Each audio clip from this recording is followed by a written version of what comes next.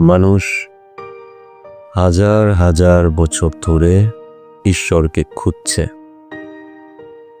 তারা মন্দিরে গিয়েছে, গির্জায় গিয়েছে, মসজিদে গিয়েছে। তাদের হাতে প্রার্থনার বই, মুখে মন্ত্র আর চোখে ভয়। কিন্তু তারা কি খুঁজে পেয়েছে? না, তারা কিছুই খুঁজে পায়নি। আপনি কি জানেন কেন তারা কিছু খুঁজে পায়নি? কারণ তারা এমন কিছু খুঁজছে যা নেই। আমি জানি এ কথা আপনাদের হৃদয় কেঁপে তুলবে। পুরোহিতেরা রেগে যাবে, সাধুরা অভিশাপ দিবে, কিন্তু আমি সত্য ছাড়া কিছু বলি না। ঈশ্বর নেই। হ্যাঁ, আপনি ঠিকই শুনছেন, ঈশ্বর নেই। ঈশ্বর কোনো ব্যক্তি নন। তিনি কোথাও আকাশের সিংহাসনে বসে নেই।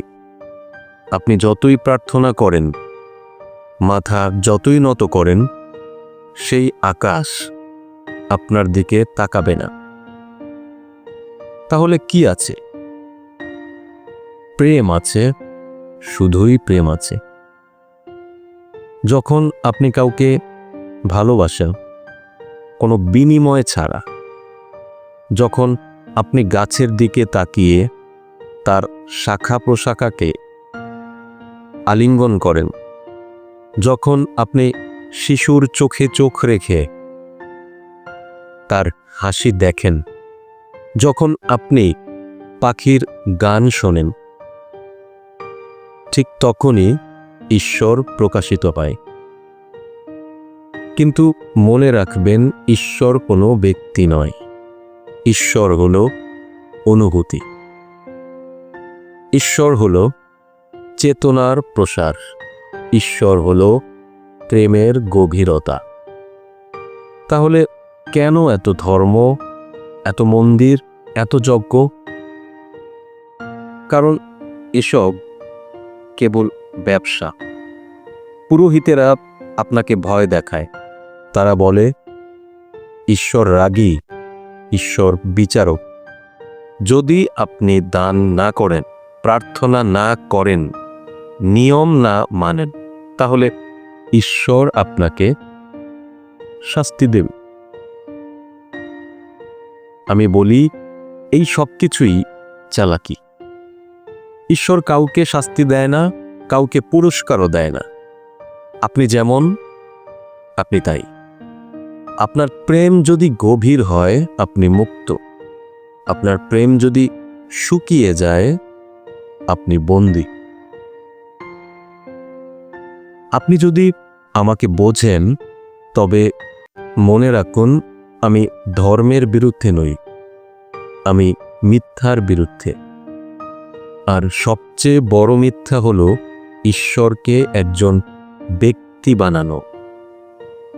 ধর্মের সব নিয়ম, সব বিধি, সব পাপ, গুনাহ, সব কিছু চালাকি।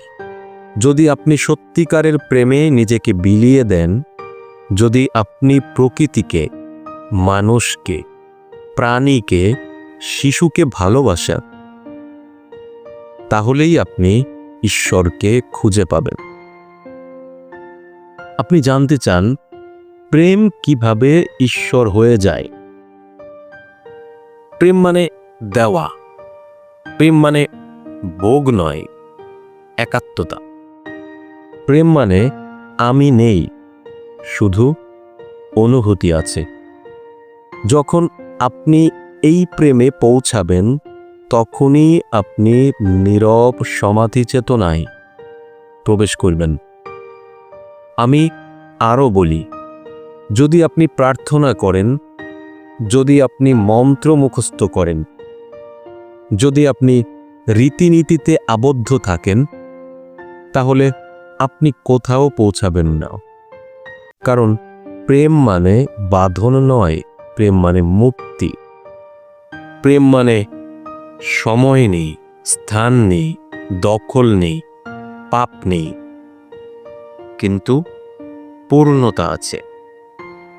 প্রেমই আপনাকে শিখায় যে ভালোবাসে সে কখনো একা নয়, যে ভালোবাসে সে কখনো ভয় পায় না, যে ভালোবাসে সে কখনো মরতে ভয় পায় না, যে ভালোবাসে সে জীবনের প্রতিটি ক্ষণকে ঈশ্বরের মতো অনুভব করে। তাই আপনি যদি সত্যি জানতে চান ঈশ্বর কোথায়, কেমন, তাহলে প্রেম হয়ে উঠুন। প্রেমের মধ্যেই ঈশ্বর লুকিয়ে আছেন। শুধু প্রেমের মধ্যেই আপনি চিরস্থায়ী মুক্তি পাবেন। এটি আমার বার্তা, এটি আপনার চেতনার জন্য একটি চ্যালেঞ্জ, এটি আপনার হৃদয়ের জন্য একটি দরজা। যদি আপনি সাহসী হন, আপনি প্রেমের মধ্যেই ঈশ্বরকে খুঁজে পাবেন।